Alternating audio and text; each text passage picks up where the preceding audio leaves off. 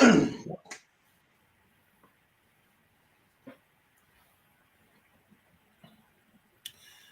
Panther fans. Welcome to a very special edition of the Four-Man Rush.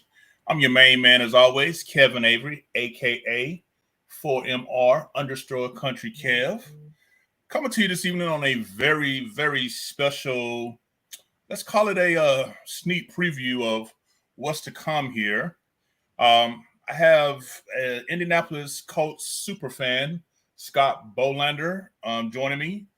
Scott reached out to me via Twitter and basically let it known that as a devoted fan of the Colts, he just wanted to give Carolina Panther fans realistic, reasonable expectations of what Frank Reich will bring down here to the Carolinas as far as, offensive philosophies, personnel grouping, schemes, play design, et cetera, et cetera. So I definitely wanted to, definitely bring them on. We've done this before with fans of other teams. So definitely appreciate him reaching out to want to share this insight with us. But I'm going to tell him a little bit more about himself. Scott, say hello to the people and give us a little information and background for you and what makes you such a super fan and such a film junkie. Well, thank you. My name is Scott Bolander. I've been a Colts fan for a long time. My dad was a Colts fan. I'm from Indiana, and he was a Colts fan there, and then they moved to us. So they came looking for us. So they moved to Indianapolis. So that just worked out real well. Growing up, I was in the military for a while, and I couldn't watch the games. And my dad used to mail tapes to me every week. So I just watched those over and over and over again. And a few years ago,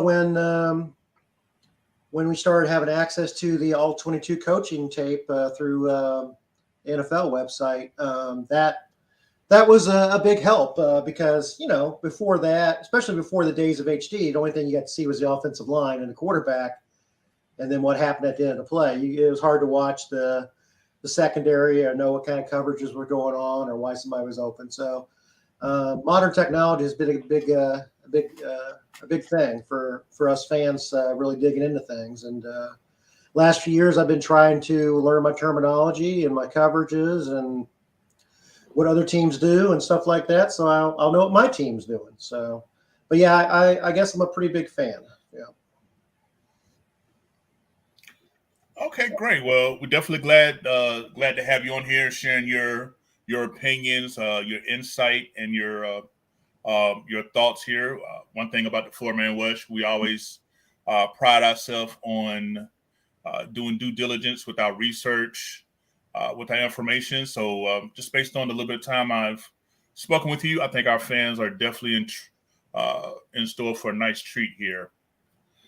All right, so we're going to jump right into it here with Frank Reich. As you know, with many Panther fans, he started off in college, one of the biggest comebacks at the University of Maryland.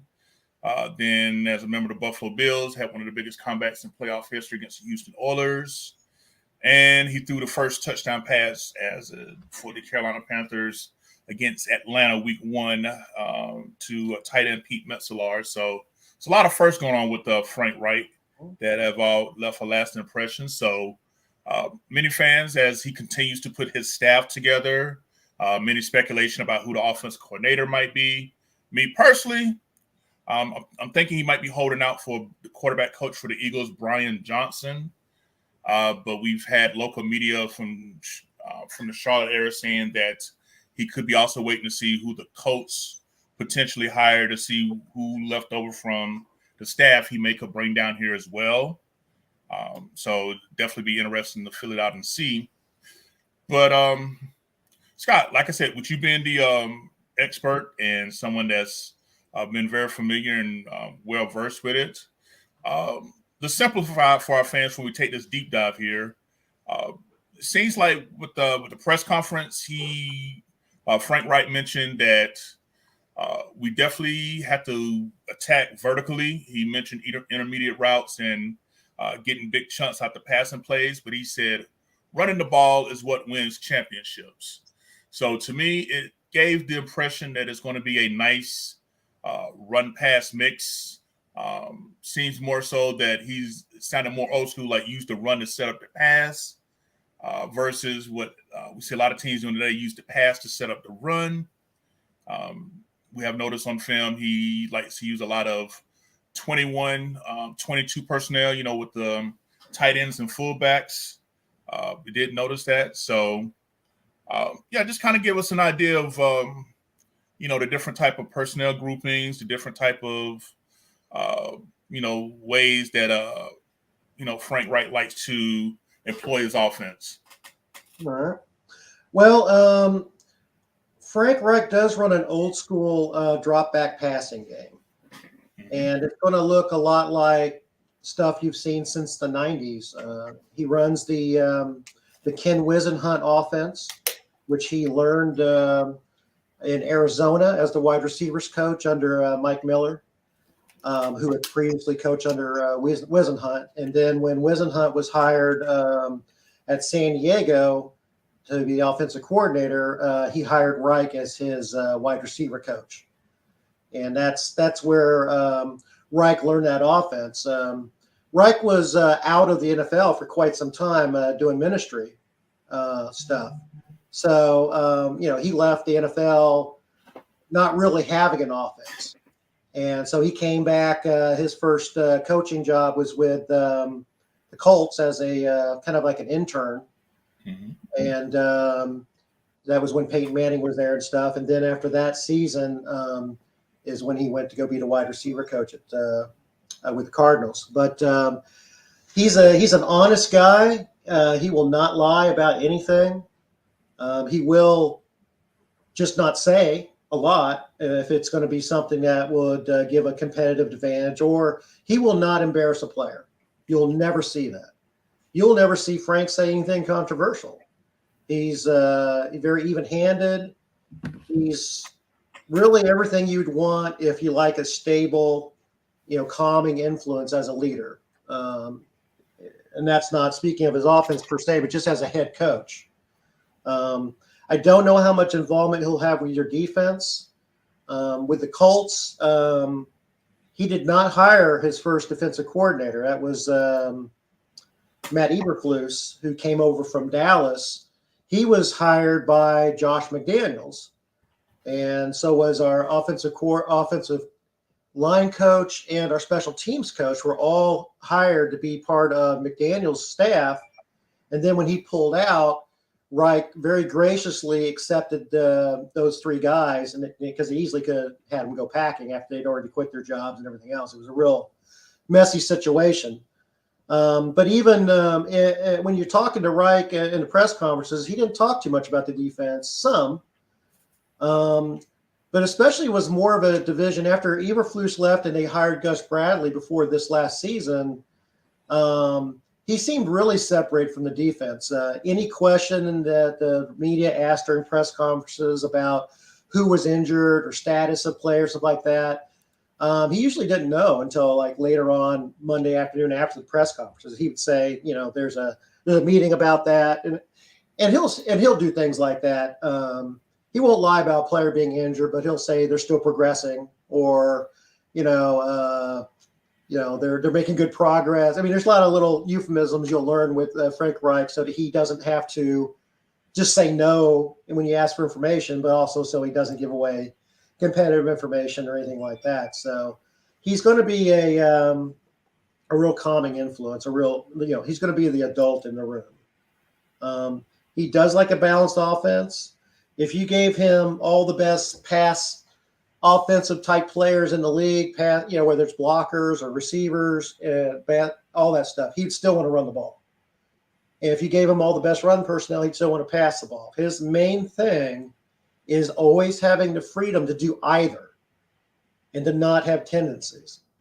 And you're going to hear a lot about analytics with Frank Reich, and they self-analyze a lot and make sure that they don't have strong tendencies for any particular down and distance and things like that. And you're liable to see a few odd play calls early in the year, or when they're playing against weaker opponents, they kind of, I wouldn't call it sandbagging, but they definitely will run more generic stuff. And then the exotic stuff will come out when they're, up against a division rival, say, or some other sort of big game. So it's interesting when you watch each game coaching tape a few times, you see things getting set up and you just kind of remember, you see something a couple weeks later and you're like, oh yeah, that's what they were doing when they ran that one crossing play over and over again against the Jaguars kind of thing. So they've also been bit by that before too. In terms of Reich's influences, he was a backup quarterback to Jim Kelly, big, strong guy, strong arm. He was a backup to Kerry Collins, big, strong dude, big arm. Neil O'Donnell, big, strong dude, not necessarily a big arm. Scott Mitchell, he was a backup to Scott Mitchell, another huge quarterback. And honestly, his whole passing game is built for that sort of quarterback. He does like them to be able to run, but he doesn't want them running before they need to run. So if he's looking at a quarterback that in a draft, say that, looks at his first read and then just takes off, he's not going to like that. And he's going to like quarterbacks that solve their problems from within the pocket. So if there's rush, move a little bit to the left or right, and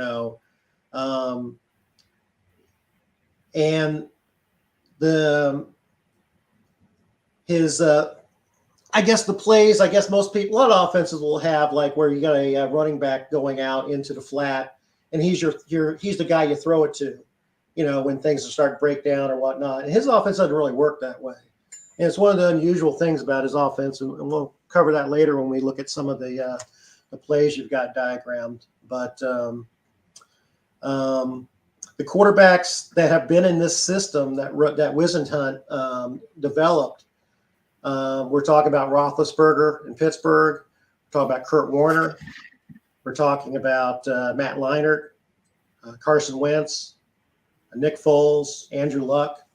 So there's a certain archetype that he likes. He likes the big, strong dude with the big arm who's going to sit in that pocket and be able to be nudged and maybe just move it a little bit just to get away from it. He doesn't want somebody who's going to get touched and go down or take off.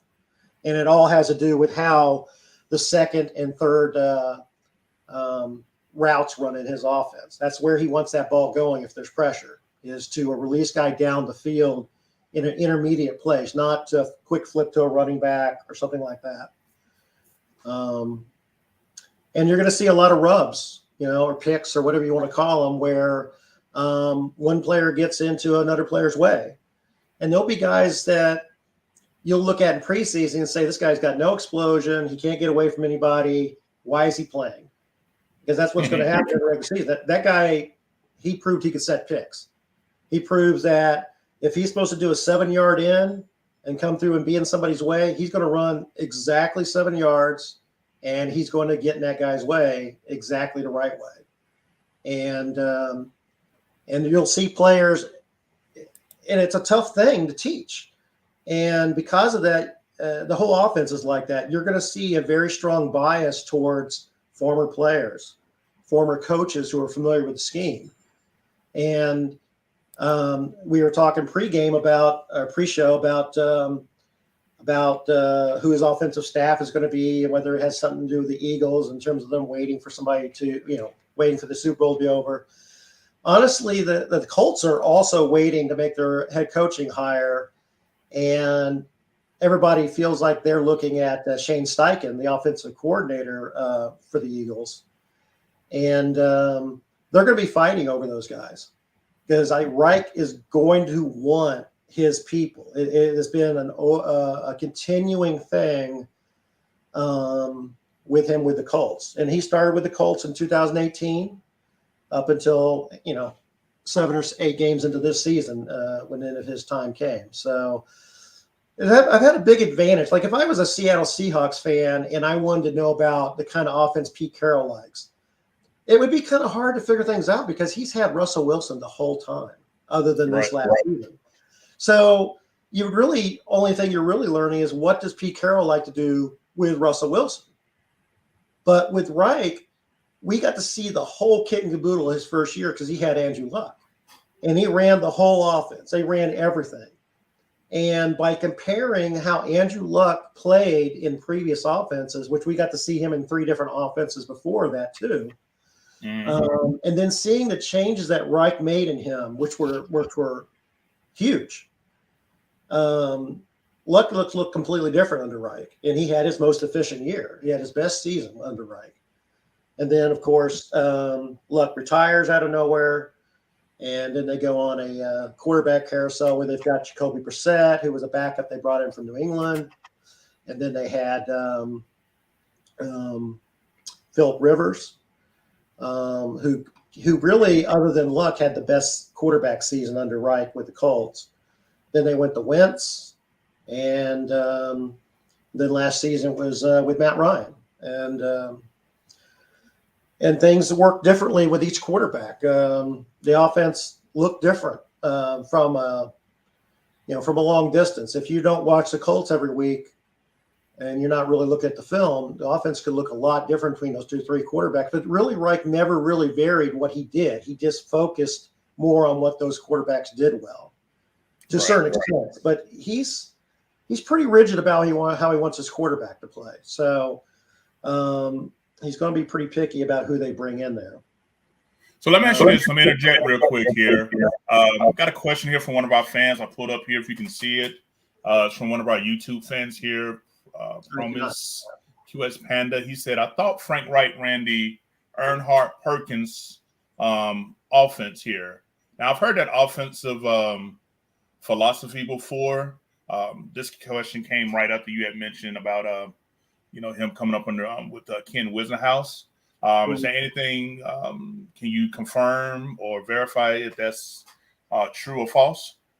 Well, that's an older offensive style, and basically that's what the Patriots run.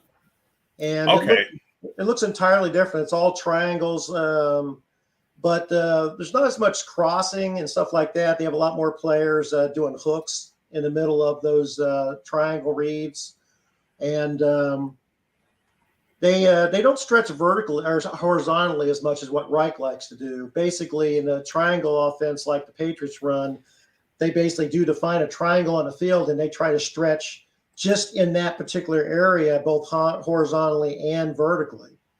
And they'll create a triangle point doing that with, receivers at the bottom part, 2 sides of the triangle, and then a deeper guy, in the middle. Or the opposite, with one guy short and the other guy up there. And basically they're trying to stress a particular player. And Reich's offense does that as well.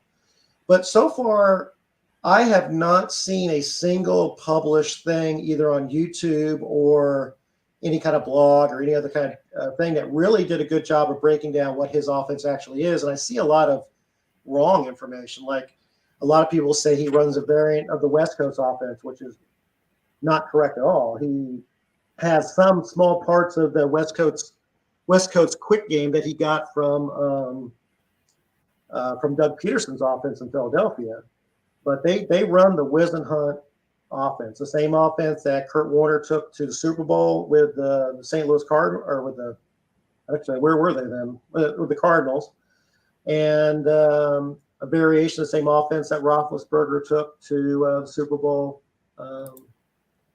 back when Wisenhunt was there. So basically it's a ball control offense. Some offenses are designed to attack down the edges of the field deep, like Arians. With Tampa Bay and with Pittsburgh and with the Cardinals, he has a lot, and they were with the Colts too. When with Manning, their whole offense was kind of set up on threatening the outside deep, and then they would break everything off of that. Reich's offense stretches things through the center of the field. Mm-hmm. And if you think of a quarterback sitting in the pocket, it's like 3-4 seconds. Things are closing in. We're talking about a guy that will be sitting there calm, flat-footed, and then launching an 18-yard end to the outside wide receiver over one of the hashes. That's one of the reasons he likes big receivers. One, for the screens and rubs, but two, if you're throwing a late ball over the middle that the receiver has to come back for, he's probably getting ready to get plowed from behind. So you need some heft just to keep them getting separated from the ball. And, of course, it makes it a lot easier to fight for the ball as well. Some of the receivers that have done great in this offense are Plexico Burris, Hines Ward, Keenan Allen, Vincent Brown. With Arizona, they had Larry Fitzgerald and Antoine Bolden in that offense, Michael Floyd. They only drafted one wide receiver in Philadelphia while he was there, and that was Dorian Green Beckham, who was a 6-foot guy, and they drafted him for the slot role that we'll talk about later for DJ Moore, and he did not do well in that role. And then with the Colts, they got drafted Michael Pittman, 6'4" receiver, big guy, and then they drafted Alex Pierce last year, a 6'5" speed receiver. So the Colts did not draft a wide receiver under 6'3" in the first 2 days of the draft while Reich was there. The other guys, the ones that he did draft, other than Paris Campbell, and he was specifically drafted for that slot crossing pattern role, which I think DJ Moore will slot, so to speak. He'll fit very nicely into. But that's another thing is that you're going to have, like, when the Colts drafted Michael Pittman a couple of years ago, everybody was saying we were going to draft Sky Moore. And I just wish there was someplace you could go. I think the week of the draft, you can bet and say, hey, this guy's going to get drafted by this team, but you can't say this guy's not going to get drafted by this team. Because when I saw everybody talking about Sky Moore's like 6 foot, 5'11" tall and weighs nothing. He was exactly the kind of player that doesn't work in Reich's offense at all, and Reich has very little use for those kind of players. And he was saddled with T.Y. Hilton the whole time and had to start him. And that was one of the things that really held the Colts back, is that T.Y. Hilton was a really good receiver, but he wasn't built for that offense, and he couldn't run the rubs for other players. He'd get bulldozed doing that. I mean, they got tight ends picking linebackers and safeties and things like that.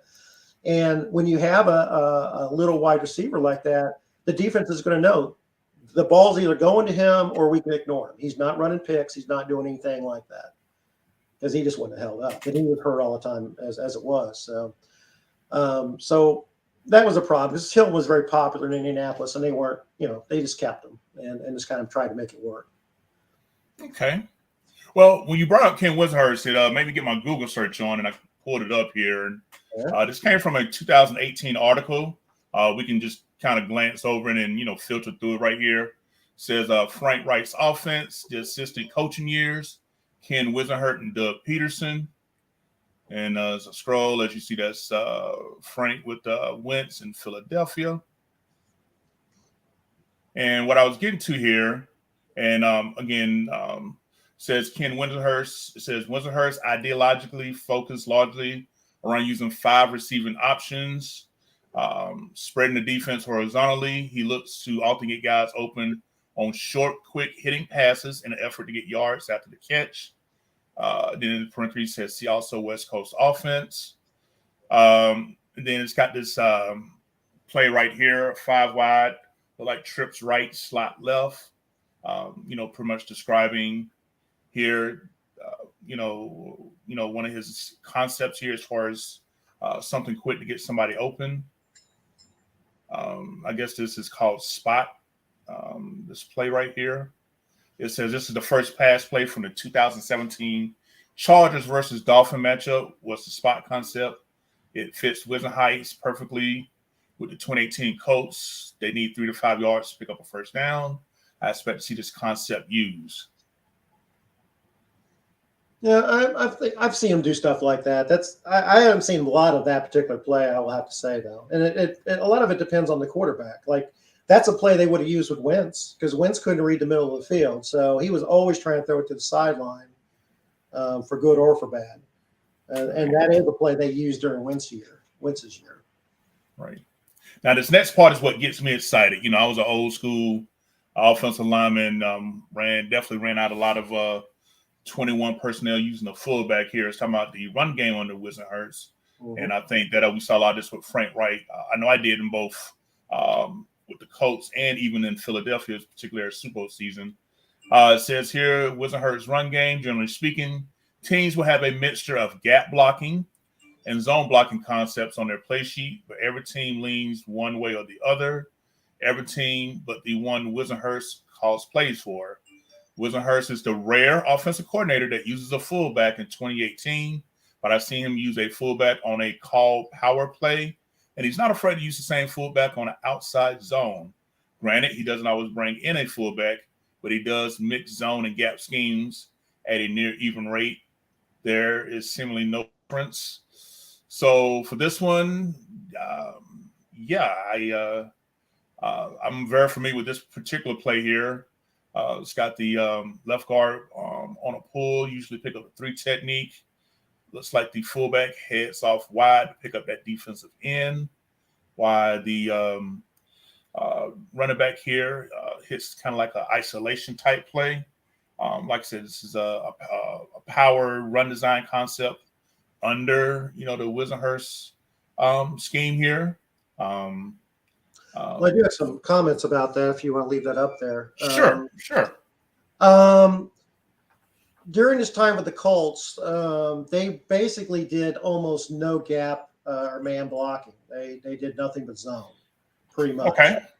And one of the particular things that I've seen about Reich's offense, and I've been watching the Colts since '85, so I have not seen this.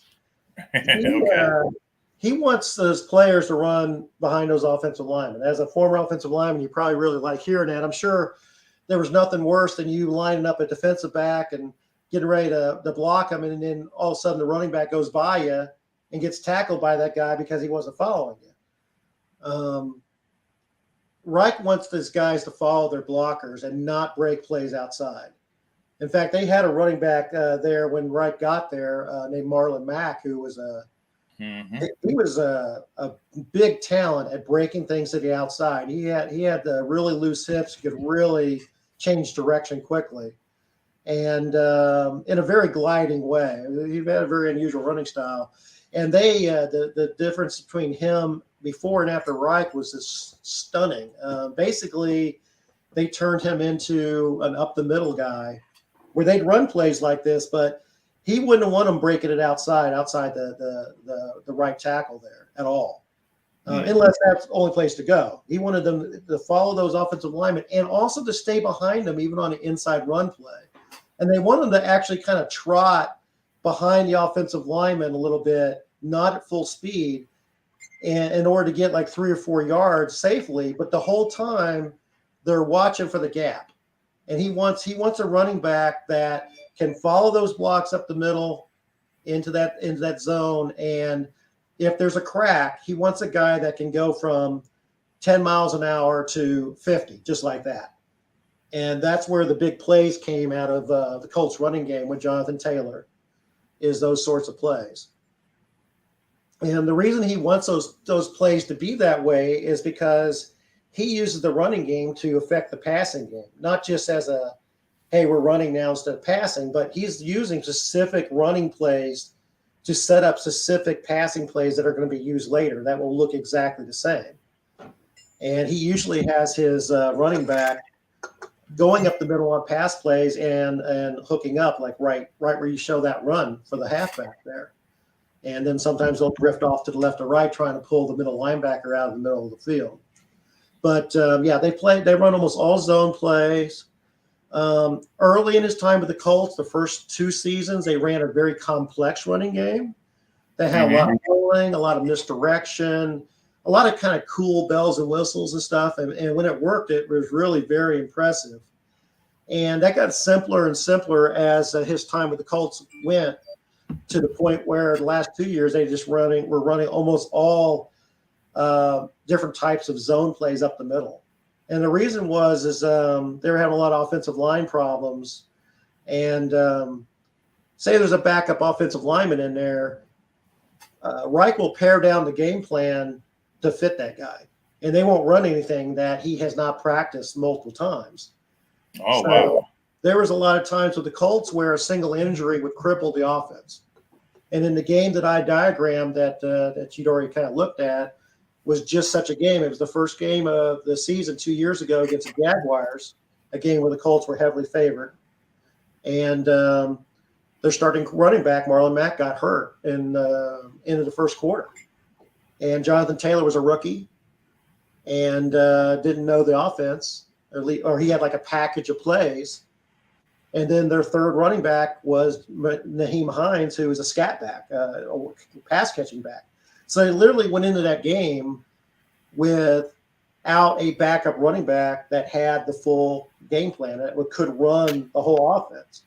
And that's one of the biggest reasons they lost that game, is because they had to go into shotgun pretty much the rest of the game and have Naeem Hines in there because Jonathan Taylor didn't know the blocking schemes and how to block in the shotgun, and that's something that's going to come up. And that's one of the things that I would say is I would have a criticism of Reich, is that happens. And it's the same way with wide receivers. If, like I said, a receiver, one of the starting receivers goes down, or worse, a tight end, and it's one of those guys that sets those screens, it's going to affect the offense. Okay. Well, didn't know if you had by chance caught the press conference Frank Reich had with us last Tuesday. One of the things that he said here, well, he was asked specifically what's going to be his offensive style that he wants to bring here to Carolina, and he says that he was asked what type of quarterback, particularly, and he said that based on the way that today's game is going, he's going to be wanting a quarterback that understands the three different levels of the RPO game. But however, he also wants that same quarterback that at least 10 times in the game can stand back in the pocket and deliver that ball to where it needs to go, including taking shots downfield. Right. So that right there, I was like, okay, all right. So RPO, there's a little bit of athleticism there, but also the ability to stand in the pocket and, not necessarily look to take off if the first read ain't there, and to deliver the ball downfield. So, I kind of set up in my chair and I was like, okay, I could see that. And I started thinking about, what particular quarterbacks are in the market, the ones that's in the draft. Things of that nature, because if I'm not mistaken, Colts, y'all picking 4th, and Panthers was picking 9th. There's been a lot of talking. We're picking 4th for now. I have a feeling we might trade up. Yeah, it was said that it was 2 offers to the Bears for that number one spot. So who knows? We have a little bit of an advantage with that because, again, Matt Eberflus, our former defensive coordinator, is the coach there. And there might be a couple of players on our defense that they want, like DeForest Buckner or Kenny Moore or somebody like, or even Darius Leonard. So those players were really good fits for Eberflus's defense. So we'll see. I mean, I think, honestly, I've been doing my research, and if you want to get into the rookie quarterback situation now, I have a feeling that Carolina may not have to move too much to get the guy they want, that Reich would want. And it's a little early for me to look at quarterbacks because the Colts don't have a offense yet. They don't have a coach or an offensive coordinator. So looking at the quarterbacks from a scheme fit perspective doesn't make a lot of sense because – there are very different preferences in terms of how quarterbacks move or what their footwork's like and stuff like that. But going through the quarterbacks this season, the rookies, I'd say your number one is probably what most people's number one right now is C.J. Stroud. Yes, sir. He's not the best fit like day one, but he's got all the tools. He's got the size that Reich wants in the arm. I would say that just watching him play, I haven't seen him be asked to do a lot of anticipation throws, and that would be something that you would need some development there. The next guy might be a surprising name to some folks, but Tanner McKee. The moment I saw like the third play that he ran and the tape I was watching, everything about that looks like somebody Reich would want, other than somebody who can run. But they run a lot of RPOs there. But Reich really wants a quarterback who solves his issue or the problems. He solves the defense from the pocket. because the offense will solve whatever the defense is almost every time if the quarterback is patient enough to let the secondary routes develop. But the third one is might be a surprise name was I really like the fit for Henderson Hooker. I really think that's a strong fit, and that I'm thinking that at the ninth pick, you might have the opportunity to get McKee or Hooker without trading up. So that's kind of what I could see. And I don't think Reich would be in any way interested in Bryce Young, not even a little bit, or Will Levis. Will Levis is so wrong for Reich. It's not even funny. In fact, Will Levis looks a lot like Darnold. Jeez. He looks like a mix between Darnold and Trubisky to me. Oh, please don't scare us. He does. The notes I wrote, he wasn't strong in the pocket. He's a panic thrower. I mean, he starts getting some pressure, he'll just throw it. He might throw it to the right guy, but there might be somebody in the way. It might be, he just gets rid of it. And he's not accurate. He's just all over the place with his accuracy. But in his arm motion, looks a lot like Trubisky's arm motion. It's a really good arm motion. It's the same arm motion that, like, say, Dan Marino had, but not the same level of accuracy, let's say. But the dark horse is going to be Clayton Tune. He looks like a real good fit as well. And I don't remember what team he played for because I'm pretty much just watching the quarterback tape. But he might be somebody they may pick up later on. I'm not sure. We're not going to really know how the quarterbacks are really likely to get drafted, how high they are until after the combine and the private workouts and all that sort of thing. So it's kind of tough to know. You might say right now people are saying there's one really strong guy, but in the past drafts it looked just like this, and the top 3 out of 4 picks were quarterbacks. So you can't take right now who people say is going to be a top pick and who isn't, other than CJ Stroud. He's not going to probably go anywhere. So, and the Colts, what they do, whether they trade up or not, will probably have something to do with who their offensive coordinator is and how much they, if they don't want Stroud, then they don't need to trade up, most likely. So, right. But I honestly see Tanner McKee in your future.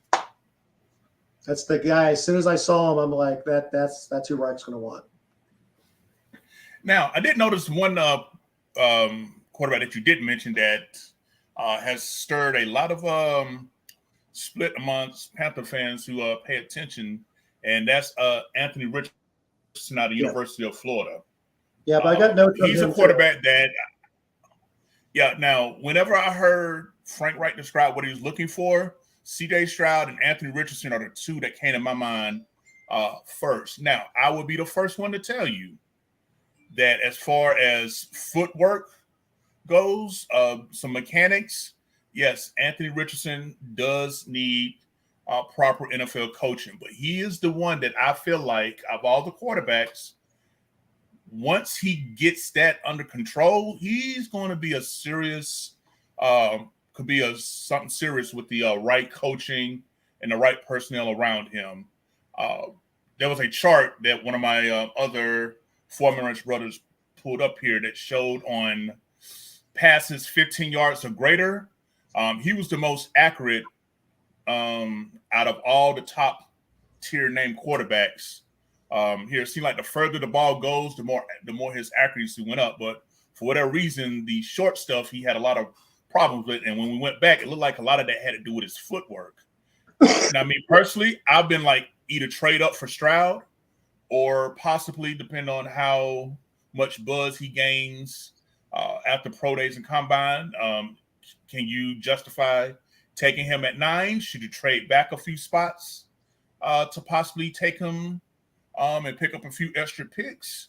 That's just kind of where on Panthers Twitter, where a lot of the explosive, dramatic comments come in from when we start talking about the quarterbacks like Levis and Richardson, because it seems that the field feels like Bryce Young is probably the most pro ready out of all the quarterbacks and out of Alabama, and that everybody, even though his size is being picked apart like nobody's business, I believe in film over metrics. Not that the physics of the game doesn't matter, but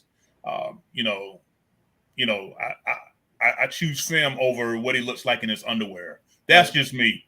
you So, know.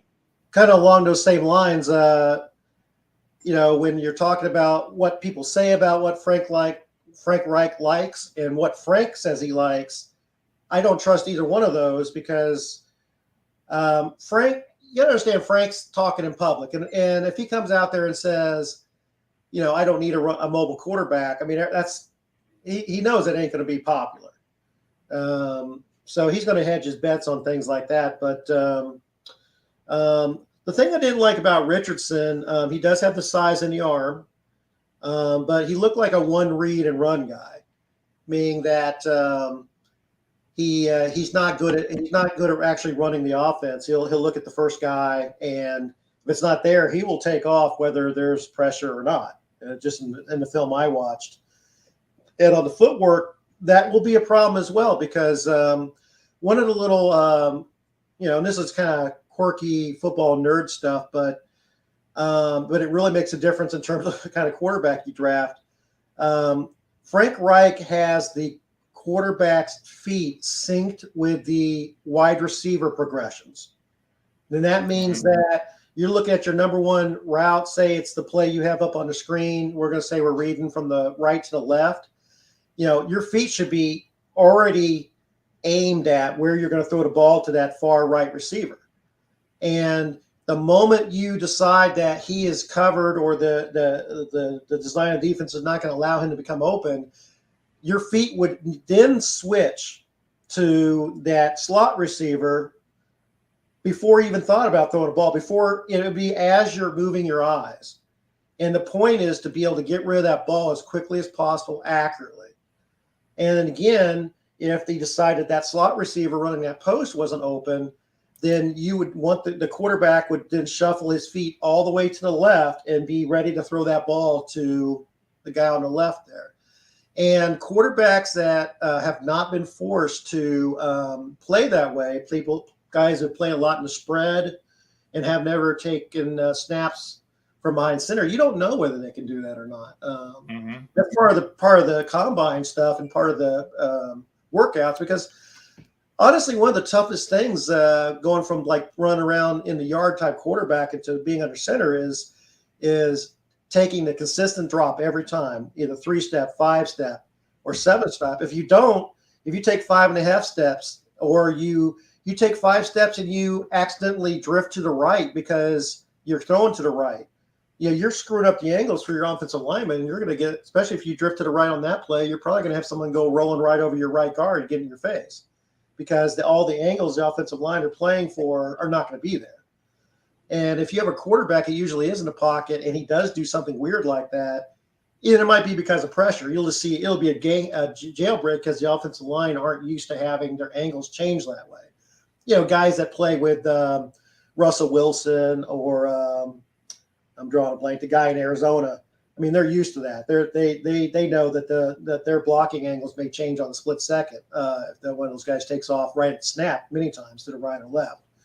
But it's a very regimented game offense, and it's much more like old school offenses were. And this might surprise your listeners, and this is definitely not what's put out there, but the offenses that people run in NFL now are so much simpler, at least in terms of how many plays the players have to memorize and all those sorts of things, than they used to. They're simpler now than they used to be by a bunch.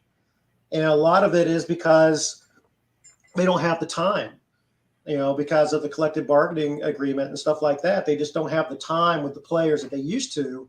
So now the emphasis is on simplicity with the appearance of complexity. And so you'll see Frank Reich run the same plays out of different formations, different personnel groups. The mesh play that you're probably going to roll up here in a minute, I've seen them run that out of every formation they have, even goal line.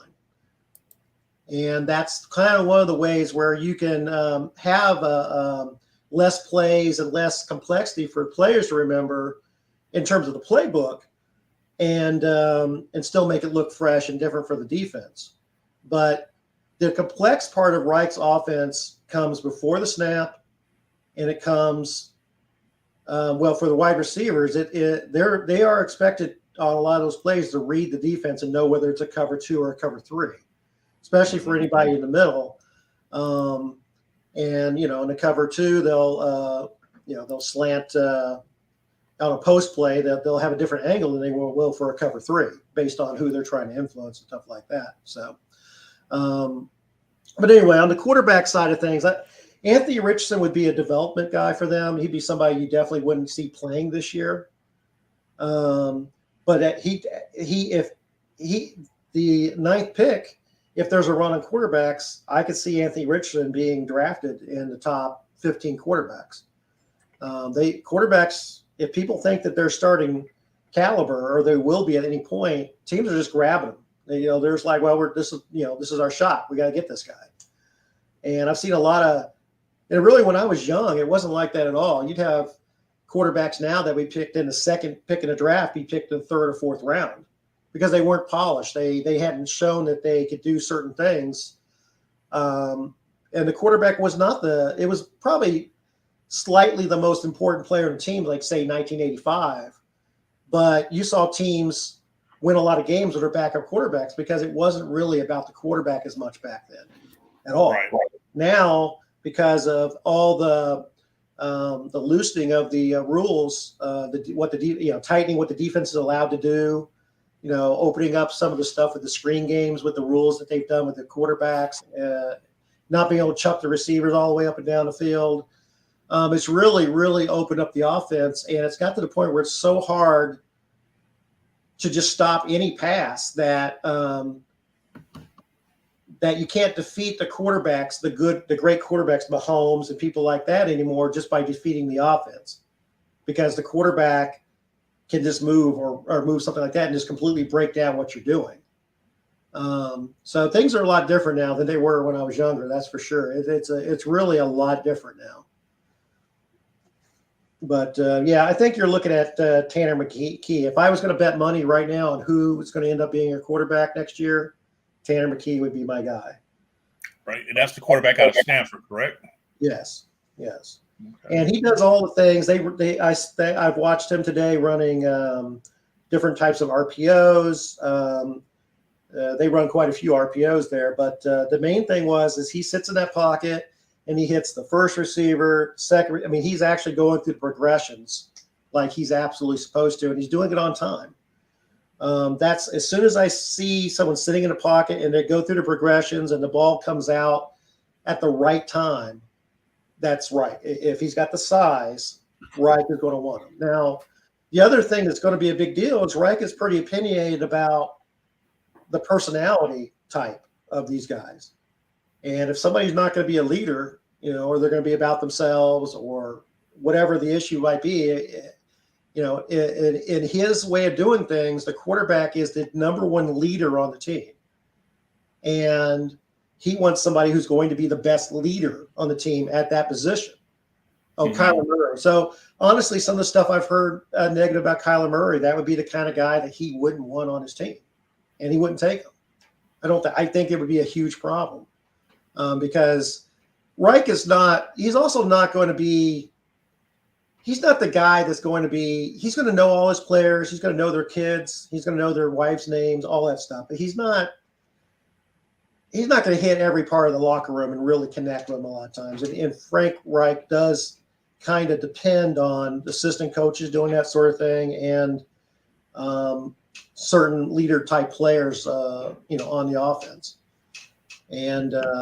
And honestly, that's one of the things the Colts lost when Sirianni left for Philadelphia. He was that guy in the locker room for Reich. He was the guy that went and made peace. He was the guy that said the hard things that a player needed to hear, in private, that kind of thing. I mean, Reich did too, but Sirianni was more of the hands-on guy there every day. And that's the other things you talk about. Hey, Reich, this is what he did as an offensive coordinator here. You understand, Reich is going to have like 3 layers between him and the quarterback. And it was one of the reasons that Wentz did not work out in Indianapolis was because he depended on the idea that he was going to be able to coach some of these bad things out of Wentz. And Wentz is like a wild horse. I mean, he's just nuts out there. He might do anything on any particular play. And early in that season, they had him going through the numbers and playing the right way. But it was 2020, they had less. They hardly had a training camp. They had a lot of different things going on. That was the year they lost Sirianni to the Eagles, and it was Wentz just degraded his fundamentals all the way through the season, and just got worse and worse and worse. And after a while, he was basically out there playing sandlot football and just doing whatever. If they'd had a valuable backup, he would have got pulled, but they didn't. So, speaking of your bridge quarterback, I wouldn't be shocked if you end up with Nick Foles. I think Wentz would be a tough sell for the fan base and for the ownership. So I don't. Otherwise, it could be him. But what about Jacoby Brissett? I'm not sure how they left that relationship. Okay. The year that Andrew Luck retired, Jacoby was a starting quarterback, which happened short notice. I mean, Luck retired after like the last preseason game. I mean, it was really ridiculous. They were expecting him to start the next week, so they didn't have a chance to really tune the offense for Jacoby. But Reich was familiar with what he was good at and things like that. And the thing that Jacoby had everything that you would want, that Reich would want in a quarterback, except for anticipation. And he just wouldn't pull the trigger. He wouldn't throw the ball downfield. He really liked throwing it low. If he had a high low to the sideline, he'd hit the low guy every time. And everything else was great. I mean, he couldn't bring the guy down. I mean, I've never seen anybody stronger in the pocket than him. I mean, he's bigger. He was stronger in the pocket than Cam Newton. And you could not bring this guy down. I mean, his legs are like tree trunks. And at the time he played for the Colts, I would have said he had the strongest arm in the NFL. I mean, and he's smart, and he's a really good leader. But the anticipation, I never saw it, and it was a problem. And they tuned the offense for him as quickly as they could, and he had a really good quarterback rating, and they did a good job. But it was a lot of stuff like they did with Jared Goff with the Rams, where it's kind of like,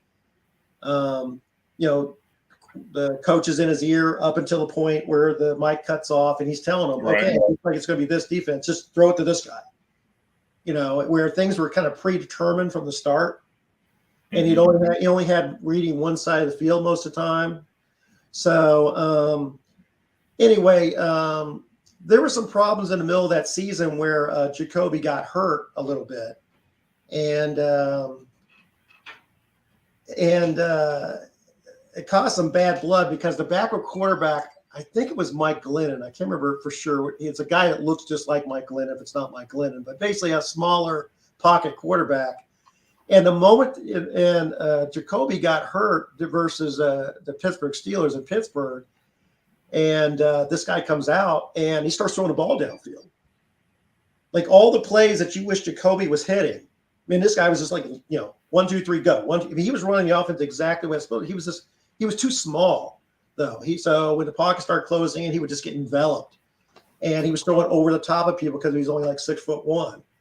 So basically, there's a reason Reich wants him that big is because he wants him in the pocket. And if you're gonna be completing a throw after you've been in the pocket for 4 seconds, it's going to be closing in on you. There's going to be people near you. You need to be able to see over them and through them. But anyway, that caused some bad blood because all of a sudden it's, Jacoby's like, what's all this downfield passing stuff as soon as I get him out of the game. And a couple weeks later, Jacoby was hurt and he was on track to play. And it was like Sunday morning and he said, I can't play. And they had run the whole game plan for him all week long in practice. And Glennon, or whatever that guy's name, I can't remember his name. He had been previously with New England. He just got murdered. It was ugly. And after that, things weren't right with Jacoby and the team after that. And there was never anything negative said or anything like that. But there was just no question that somebody else was going to be the starter next year. And then a couple of years later, they kind of let Jacoby go. And they didn't want to cut him because Jacoby was very popular in the locker room. They didn't want to split the locker room. So it's kind of a very sensitive situation. But I'm not sure how Jacoby feels about Frank at this point. And I looked at Jacoby's stats for. Looks like he was a better fit in whatever Cleveland was trying to run, which I didn't. I can't say I watched all of the Browns last year. So, but Jacoby, I mean, I've seen things like that happen before. But Jacoby would know the offense. So at the very least about that. Yeah, we definitely found out up close and personal. We had Cleveland here week 1 in Carolina, and they won the game 26-24 on a last second, like 58-yard field goal. Oh, that's a long one. Yeah, by a rookie kicker of all people. And I was shocked at how effective he was. He was docking them up short, medium, and long. Jacoby Brissett was. I was like, okay. And that's one of the funny things about Brissett is that if you ask a casual fan about him, they might think that he's not an accurate quarterback, but he has a really accurate arm too.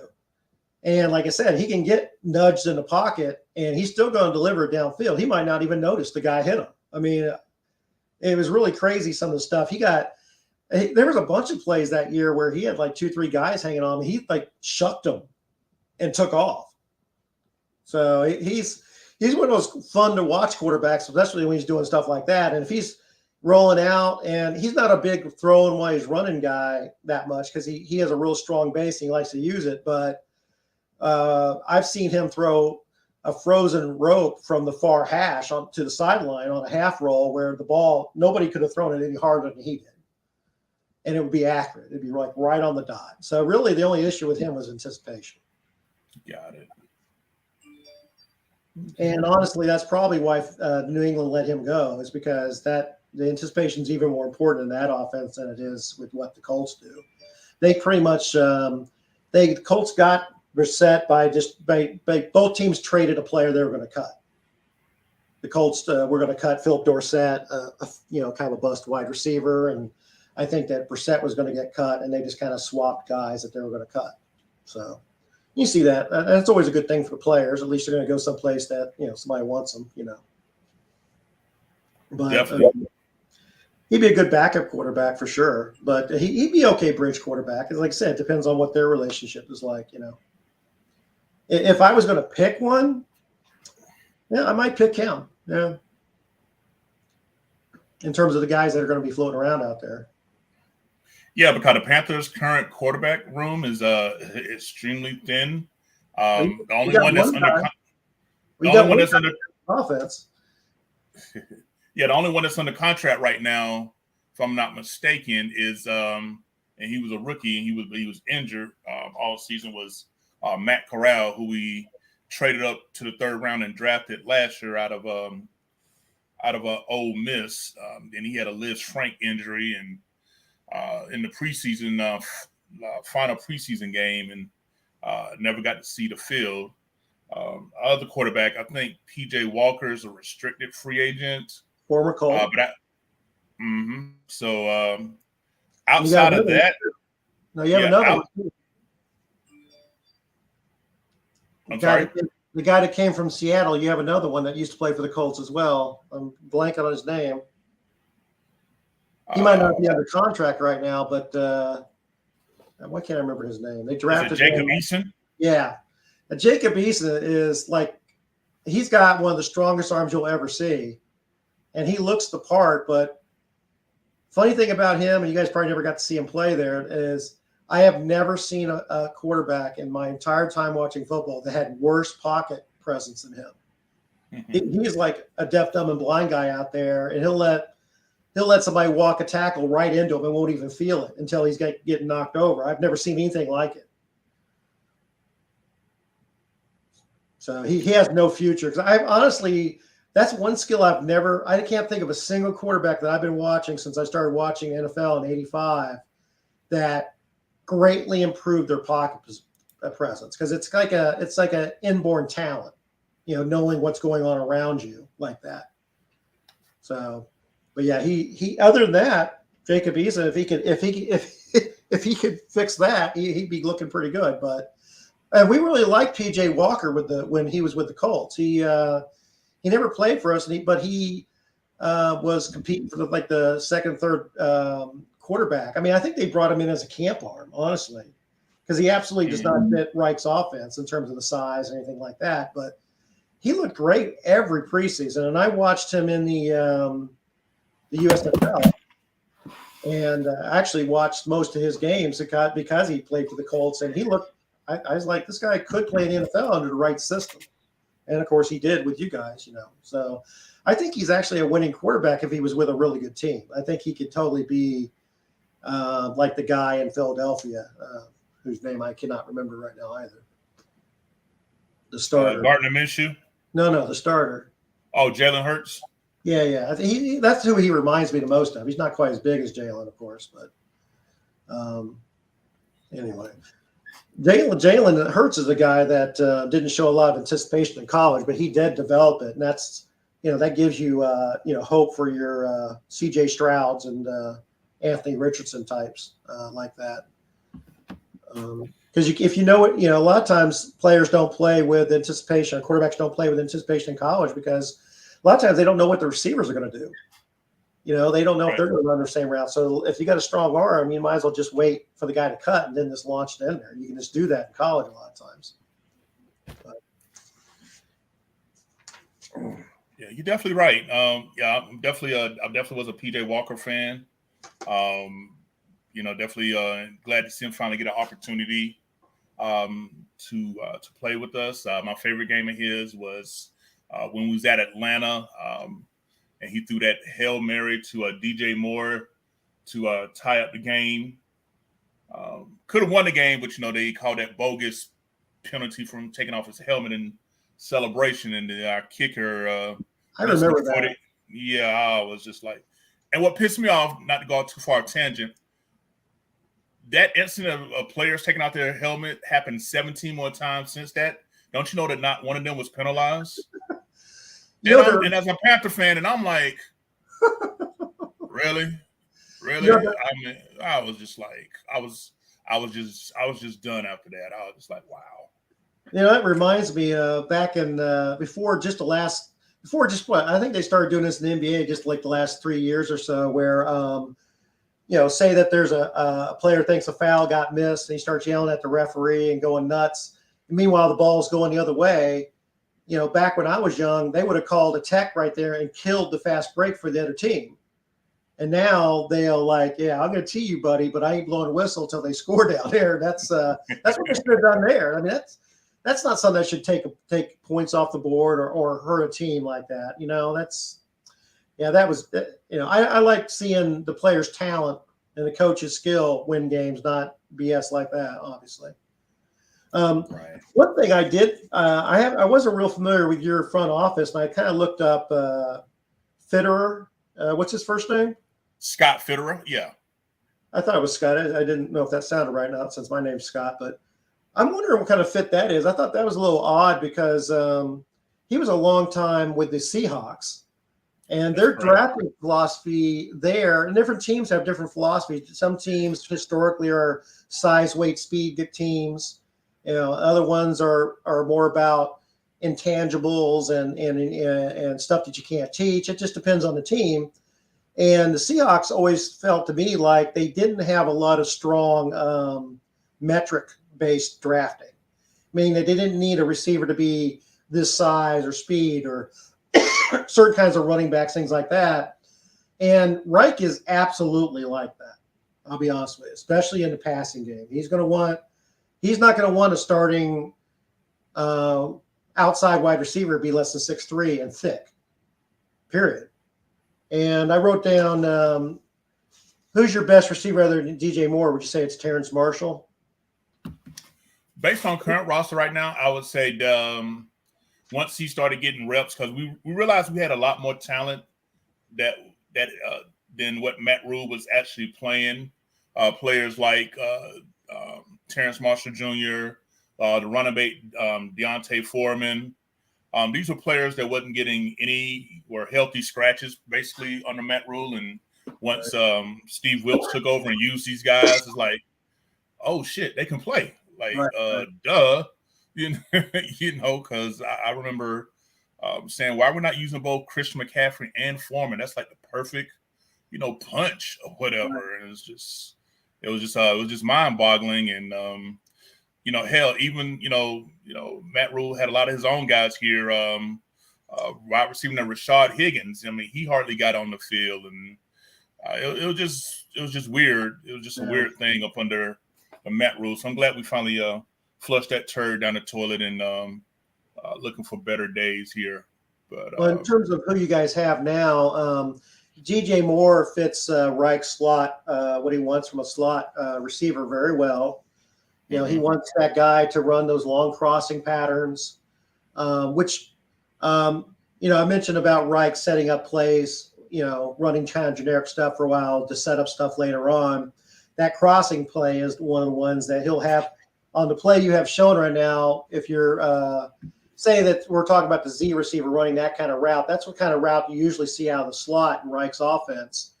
And he'll be running that over and over again, especially if it's getting open. He'll hit that Z receiver again, starting. It'll really be the Y receiver, but it'll be the same route that you have shown on Z right now. And he'll hit that guy a few times trying to get the defense to do something about it. And then he'll have that guy break off his route and peel it out towards a flag, to the corner, and get that guy way open if he starts seeing the safeties come down. That's something that's in that video. We showed a good example of that. But in terms of your current fits, DJ Moore is going to fit perfectly in the slot, and that's a really good. Reich likes to feed that position to a certain extent. He'll get a lot of quick screens, a lot of gadget type of plays, and the long crossing routes in that mesh. And Terrence Marshall looked like he'd be an okay fit. His size is not ideal at 6'2", but he's thick, so he's not going to get pushed around a lot. And I watched a little bit of him catching underneath routes where people were hitting him from behind. It looked like he did a good job of holding his ground. So other than that, you'll probably end up bringing in somebody that's a bigger guy. And some of the players you might end up with is somebody like Ashton Doolin, who's a wide receiver, played for the Colts for a while. I could see Mike Strawn, who was a 7th round draft pick. They call him Mega Strawn with the Colts because he basically has the same metrics as the Megatron guy that was in Detroit. He just don't know how to play. But he's like, he's got like crazy. He's got separation skills and like that. It's kind of he's good at a lot of stuff that Reich doesn't really favor in his offense. But they spent a few years holding on to him on the practice squad, and they tried to integrate him a few times, but it just never worked out. But he's still with the Colts. But he's somebody that might get let go depending on who the new offensive coordinator is. And I'm glad you mentioned Christian McCaffrey because honestly, the Colts had a player not as good, but very similar to that style player with Nyheim Hines, and he really was not used well in that offense. Even with running backs, Reich likes guys that are a little taller. And because the kind of routes he has the running back run a lot are over the middle and stuff like that, where if you're short with stubby arms, you're just going to be tipping balls up in the air all day long. He doesn't like throwing to short running backs at all.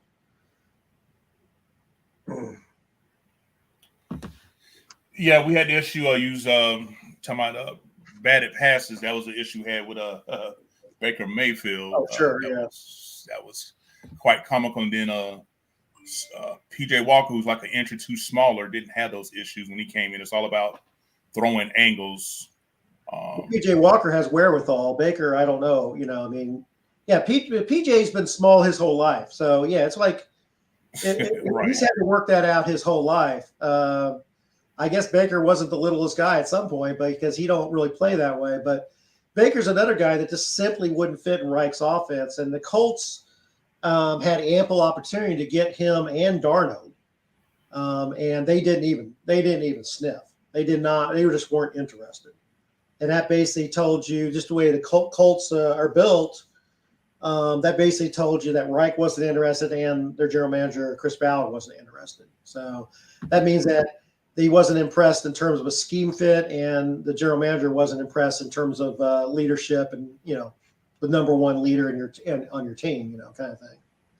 So, but Reich is big on loyalty. He's big on protecting the players from the press. Like I said, some guy drops the ball in some kind of big situation, Reich is going to do everything he can to be like, well, that's not why we lost the game, and that kind of stuff. And he's going to mean it. I mean, he's sincere, because in his mind, there always was something else you could have been doing earlier on that would have not had you in that position. Right. But you'll never see him embarrass a player. But it might be instructive. I'm sure you've heard of I can't remember his name. I'm having trouble with names today. The tight end that played for the Steelers and the Colts in Detroit. Big guy. Eric Ebron? Yeah. And he had a bad reputation coming out of Detroit, but, it was a fresh picture, a fresh scene in Indianapolis, and he was a really popular player his first season there, and he had he scored like a bunch of touchdowns. I can't remember, it was like 12, 18. It was a lot. He scored like more touchdowns than he had in his entire career that season with luck. And the next season, he wasn't playing quite as good, and it kind of came out that he had a nagging ankle injury. Mm-hmm. And there was about 6 games left in the season, and he was playing, and he informed the team that he was going to shut it down because his contract was up and he wanted to get ankle surgery so that he would be all set for a big payday, free agency. And the team was just like, yeah, fine. Yeah, you do that. And they basically put him on IR. They wouldn't talk about it in the media. I mean, that was the closest I ever saw Frank to getting dismissive about a player. Because Frank likes people playing hurt. If you can play effectively and you're not injuring yourself further, he expects you to be out there.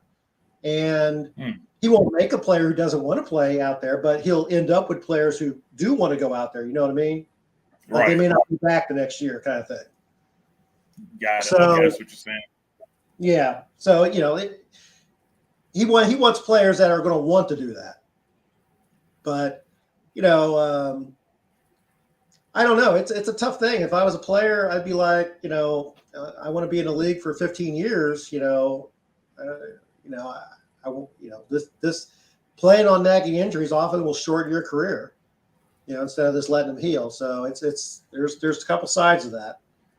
But like I say, Reich's a lot about team, a lot about sacrifice for the team, and he will use a lot of religious terminology. So people who are against that will probably be turned off by Reich a lot. He's not a preacher. I mean, well, technically he is actually a preacher, but he's not like that in the locker room. I mean, that's kind of his basis for his morality and stuff like that. But he's not a, hey, you need to get it right with the Lord so you can catch passes kind of guy. But he if you had a player that really was like not into, an atheist or somebody who didn't like that sort of thing at all, you might see a little bit of friction there. But so with the Colts, other than Andrew Luck, I think every one of their starting quarterbacks was pretty religious. And I can guarantee that about Philip Rivers and him and Wentz were pretty much almost went to church together kind of stuff. So there's a little bit of funniness there that, I don't know. I never heard anything negative come out of it, but, it's one of those things you kind of just, have your ears up for, Okay. Well, let me ask you this here, Scott. You brought up Ebron and stuff. So here in Carolina, our fans have been suffering, for a better word, of a tight end that can produce, because, we had one of the best in Greg Olsen for many, many years. All around guy, real good at everything. Right. And now he's killing it, on Fox. As a matter of fact, he's going to be calling a Super Bowl. So definitely glad to hear that. The tight ends on our current roster seem to be have been used more so as blocking tight ends. I think that they have better pass catching abilities than what they've been featured in Ian Thomas, Tommy Tremble. Now, here's the thing about Tommy Tremble, and I think he's more better off suited as a fullback than a tight end. I remember his draft profile said that he would, like a fullback, H-back type. But then, Matt Rule and his obsession with athleticism, moving players around out of their position they played and decided to try him at tight end. I did see some games this year where, that seemed like potential fits, but with this tight end class that's coming up in the draft, there's going to be opportunities for the Panthers to significantly upgrade at a tight end. So what type of tight end do you think in a Frank Reich offense that Frank will be looking for to upgrade that position? Does he like him balanced? Does he like him being a more catch and block, run block? Like, how do you see it? Well, it's all of the above to a certain extent. He basically has three discrete tight end positions in his offense. If we were again looking at the play you have up on the screen, if that F player was a little tighter to the line, that would be his blocking guy. And he wants that guy to be a reliable pass catcher in the short range. But the main thing he wants there is intelligence and understanding of block angles, both the run rubs, but he also is the primary inline blocker on run plays. So whoever your best run blocker is that's also smart is probably going to be start out in that role. But in terms of the guy you said, Tremble, it really piqued my interest when you said he looked more like a fullback, because that is also one of the positions in Frank Reich's offense is a role for a tight end who is more of a run after the catch guy. And all the guys that Reich has had play that position have been about 6'1" to 6'3". And basically, they're going to also be running the rubs, and they have a little bit less blocking responsibility. But the main thing they want is run after the catch on crossing routes, because oftentimes that player will run the Paris Campbell or the DJ Moore long crossing route, and he wants a guy who can run away from a linebacker. And then the third type of tight end he has that he's only had with the Colts just when Ebron was there and a little bit this season is somebody who's a straight line, large, deep threat. And he's going to have them run arrow routes. He's going to have them run posts a little bit. He's basically going to just have them be the shot guy. And that's probably who you probably see them draft. It depends on what their other needs are, because to get the right kind of guy, you're going to need to be picking on the first and second day. The Colts got a huge 6'5" project guy last year. That's like the perfect fit. And he had some really good moments this year. But the Colts offense didn't have that for 3 out of the 5 years Reich was there. But they always needed that inline guy. So that would be his number one dude is going to be the blocking tight end that is going to seal the end on running plays, that's going to wham block people, that's going to do the set if he was playing the F position in that play you have up on the screen, he would be looking to set picks for the Y and or the Z to get those guys wide open. So that is a really important, and that's one of the things that really hurt the Colts offense this last season was the fact that their guy like that, Jack Doyle, retired. And they didn't really they had one guy that was a holdover, and he was also blocking tight end, but he was more of a kind of fill-in guy where they just kind of used him where somebody else was hurt or for certain things. He really wasn't particularly good at any one thing. And then they had 2 rookie tight ends that they drafted, and one got hurt in preseason. So it was like if you got tight end problems, then your offense is going to have problems with Reich. He really, really needs those tight ends to be where they're supposed to be and know what's going on, because that will greatly simplify the offense if one of those key positions goes down, and you're going to be limited to what part of the offense the backup is proficient at. And you might go into a game with a real thick game plan and have it cut in half because a particular player goes down. And it's one of those things where you have to pick as offensive coordinator now. Do you want to have a lot of plays and a lot of complexity like that? Well, you have limited practice time, so you're going to have to teach certain guys this part of the playbook and certain guys this part of the playbook, at least in terms of the weekly game plan. Or you could have less plays, less options, and everybody knows all the same plays and practice all the same plays during the week of practice. So Reich is more on, I'd rather be able to do more complex things. And so we're going to teach, this wide receiver, this part of the offense, and make sure he knows that. It's not like he won't be asked to do other things, but they pour a lot into individual players at their position.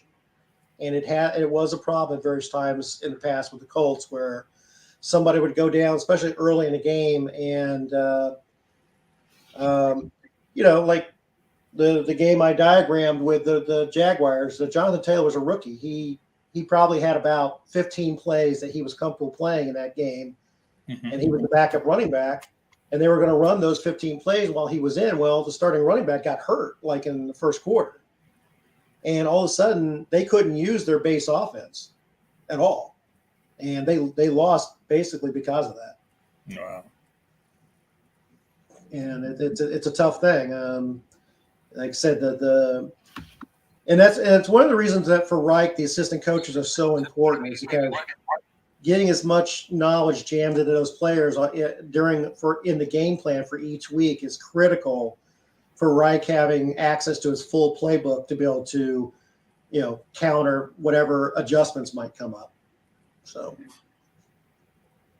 he's always going to want smart players. All right. Well, Scott, I got a question here for you from one of our fans here, All right. Austin Wright. Here, as we get ready to wrap this up here, he says, Scott, what do you think? It's on the screen here. It says, Scott, what do you think?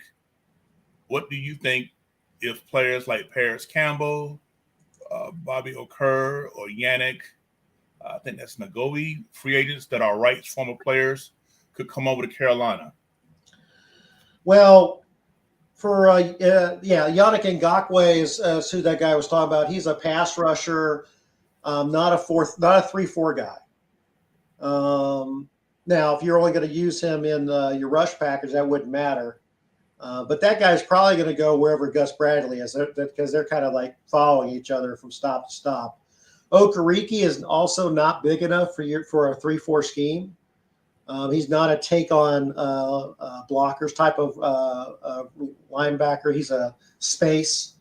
Again, he'd be a great nickel linebacker. Paris Campbell, he's still under no, he's a free agent. You could see him. That's the kind of guy Reich's definitely going to bring in. But the problem with that is that his natural position is going to be taken by G.J. Moore, and Reich would not want to introduce,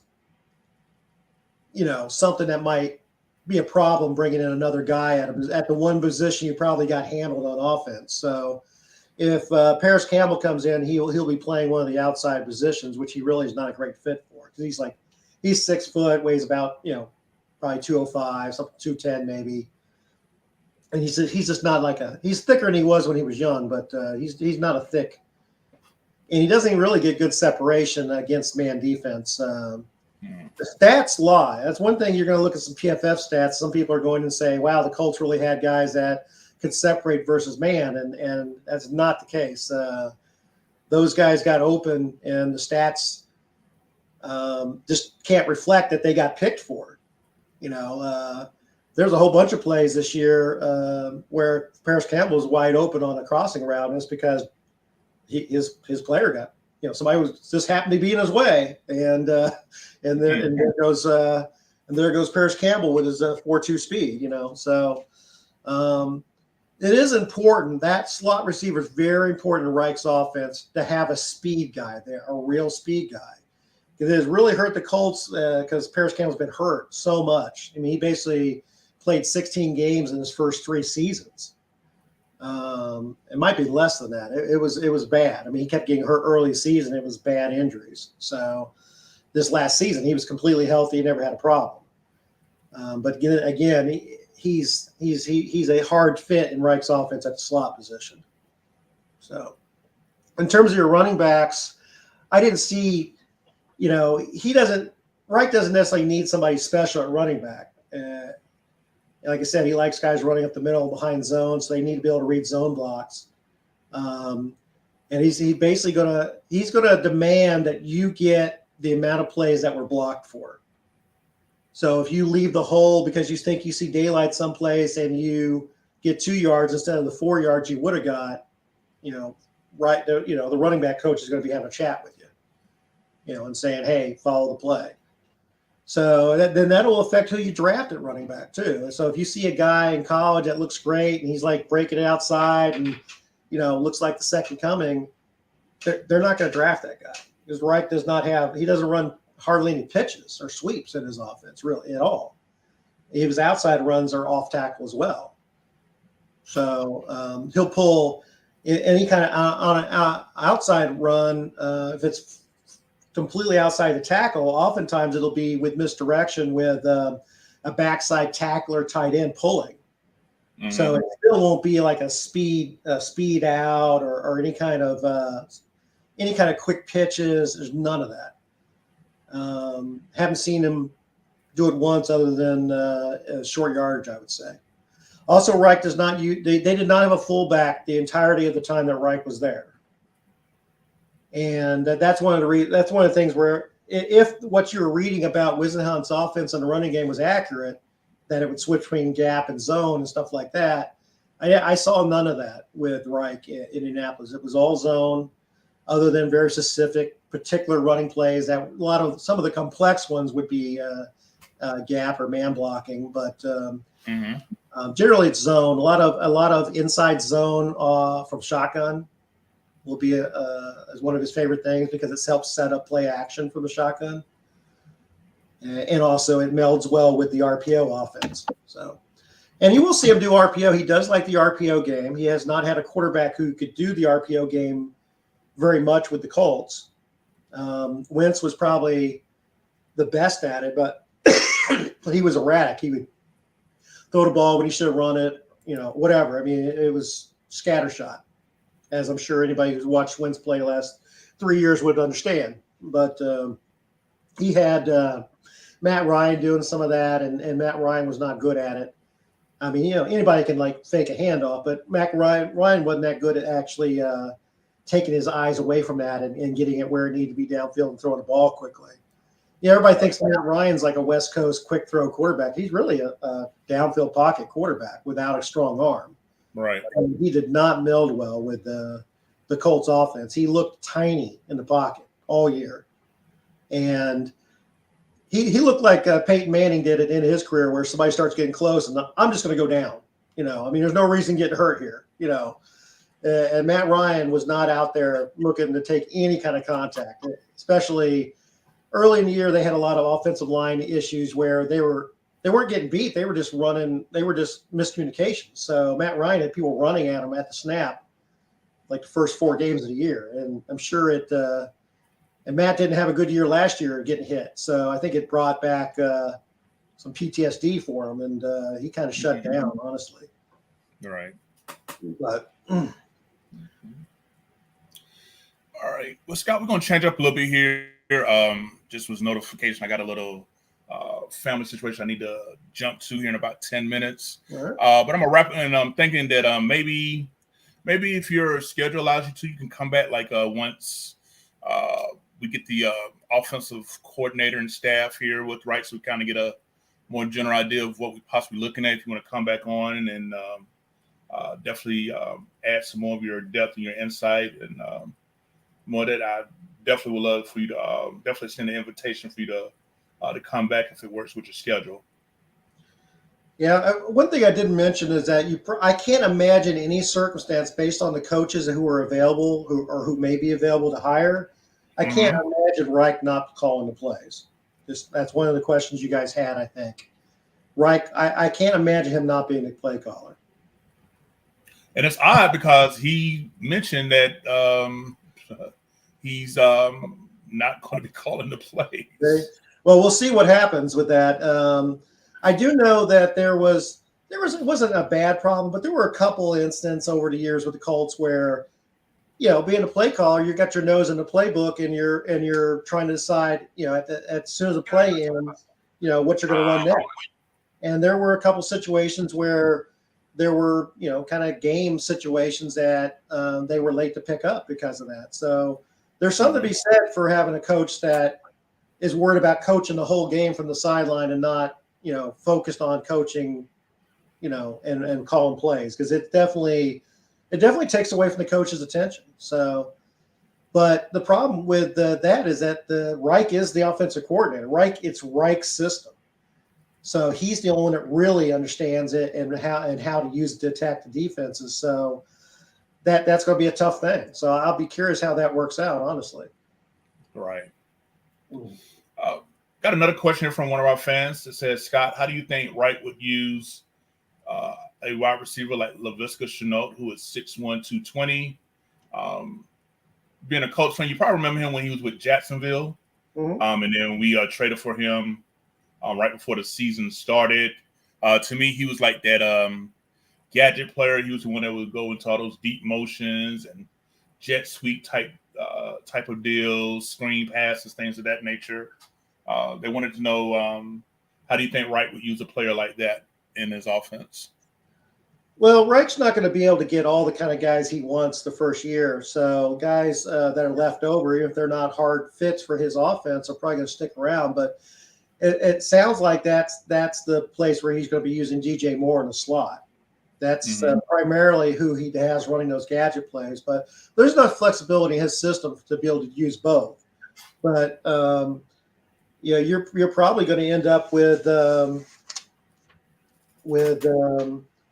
shorter wide receivers that he would like on the outside, other than whoever they may draft or bring in from the outside. So, all right, yeah. But he might be a little bit of a conflict with what they have going on with DJ Moore. So, well, the fun part is time will tell. So, yes, we'll definitely when it's the dog days of July and August in training camp, and everybody's over analyzing preseason and things of that nature, we'll definitely have time to nitpick and see what the good all 22 is showing. Yeah. Players, especially in Reich's offense, there'll be players, because they're not scheming or doing anything. They're just basically, honestly, the way Reich handled preseason while he was with the Colts is like he just wanted to put everybody in shrink wrap. And, he's very modern in terms of that. He wasn't out there wanting to get players hurt in preseason. So when they did play, they would run the most generic stuff. And honestly, the athletes are the people who look the best. So PJ Walker always looked good in preseason because they were running real generic stuff, and he would either throw it to the right guy or he would move around and make something happen, and he was great at it. But every year there was, and I'm sure it's with every team, there's guys that look great during preseason, and every fan is convinced that they're the new star for the team, and then they don't even get off the bench or they get cut, and then they don't know what's going on. But there'll be some of that, especially at wide receiver. That'll be the position where you'll look at a guy and say, oh my God, this guy's going to be our new starter, and then he won't even play because he's not exactly where he's supposed to be. If you're not exactly where you're supposed to be, you can't run a rub or a pick for somebody, that sort of thing. So it's going to be about who the people who are going to play on offense are the people who are where they're supposed to be, basically. All right. Sounds like accountability. Yes. Yes. Right. That's the right size for that role, though. If you didn't have DJ Moore, or if they decide to put DJ Moore on the outside, 6'1", 220, that's built. That's just perfect for that slot position. So there you got some duplication there at that spot. Okay. And I do remember him with Jacksonville. He hurt us a couple times. Yep, he definitely once he gets moving, it was you didn't see no one pull him down from the back and hard to take down. So once he gets that 220 emotion, he's hard to stop. I'll tell you that much. Yeah, 220 pounds, 6'1" wide receiver. I don't even have to see him. He's thick. He's got a chest on him and probably got some good legs. Oh So yeah. that's what That's what Reich wants at that position. He wants somebody who's not going to get pulled down with an arm tackle. He wants somebody who can run through stuff. That's definitely him. Well, Scott, again, greatly, tremendously appreciate you making the time out of your busy schedule to reach out to us here at the Four Man Rush and to want to come on the show. We're definitely going to do a side A, side B type deal with you. This was side A. Like I said, definitely like to have you back so that we can finish going over more depth. I know we didn't get to go into the breakdown of the plays and formations as we had discussed off air before coming on, but definitely based on the responses I'm getting here in the chat, you definitely have caught the attention and got a lot of love here in the feed. So our fans greatly appreciate your knowledge, your detail, and definitely your content. So definitely let them know where you can be found at on Twitter, to get some followers and anywhere else on social media that you would like to be followed and reached out at, because like I said, you definitely know your stuff. You can find me on Twitter at Scott Bolander. Hopefully you can put a link in the description of the podcast when you do it. And I would love to come back.